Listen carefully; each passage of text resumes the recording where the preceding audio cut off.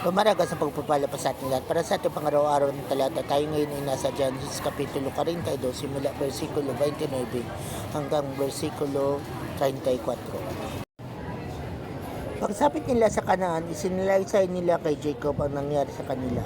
Sinabi nila, Ama, napakabagsik pong magsalita ng gobernador ng Ehipto. Akalain ba naman ninyong pinagbintangan pa kaming mga espiya? Sinabi po namin, mga tapat na tao kami at hindi mga espiya. Ipinagtapat pa namin kami 12 magkakapatid na lalaki at iisa ang aming ama. Sinabi po namin, napatay na ang isa naming kapatid, ang bunso na may kasama ninyo rito sa Kanaan. Katapos po namin sabihin ito, akalain ninyong susubukan daw niya kung kami nagsasabi ng totoo. Pinaiwan po si Simeon at pinauwi na kaming dala ng ang pagkain aming binili.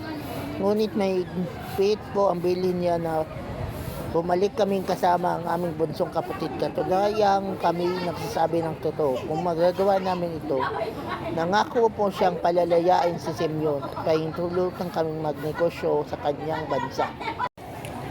So, nagkukwenta dito yung mga kapatid ni Joseph kay Jacob.